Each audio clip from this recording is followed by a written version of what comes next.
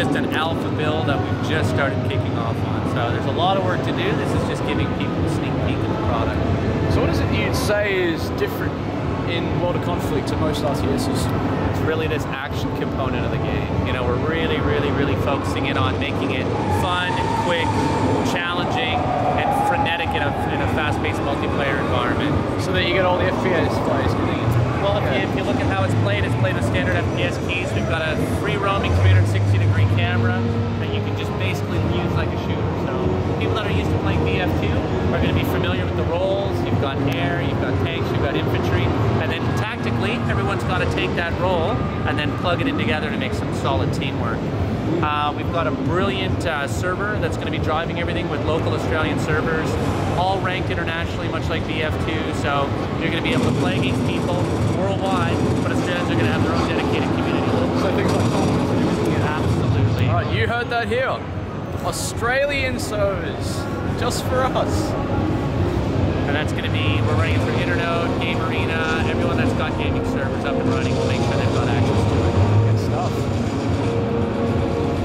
And right now we're showing the single player campaign for the first time ever behind closed doors to the Australian press. And in April, you're going to see all of the major sites are going to be rolling out with a lot of news on how the single player is going to be working. And then we're just going to start really drip feeding bits and pieces of info. But the single player campaign has been penned by Larry Bond, who is one of Tom Clancy's collaborators. He co-wrote Red Storm Rising. So we've got this whole kick-ass Cold War environment and some of the best authorities in the business to write this incredible, plausible backstory to make sure it just feels very real. What would have happened if the Berlin Wall did fall and the world went into war at the end of the Cold War? This is basically what happens. The Russians have invaded the US. We've got Seattle in the game, so you're going to be having these massive city battles. Whole cities. Whole cities. You're going to see the Space Needle explode, take everything out in its path. It's going to be pretty exciting. Don't listen, that was a spoiler. And of course, the fact it's alpha just means there's so much more to it later on. Yeah, absolutely.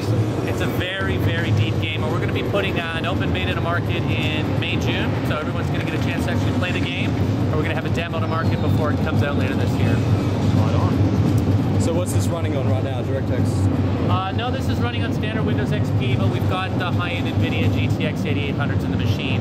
But it's alpha right now, so you're looking at unoptimized code. So we've got a team of people that are going to go in and spit and polish this thing in the last 2 months of development to make sure it's going to run very well on a gaming rig that's been put together in the last 2 years. If you're playing BF2, you're going to be able to play WIC very well.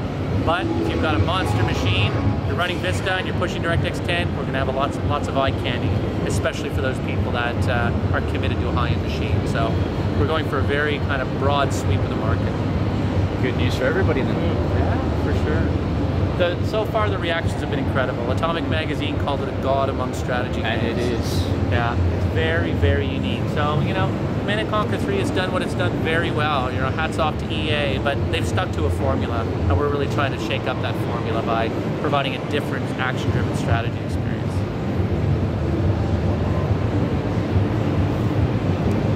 Just gonna have to start up.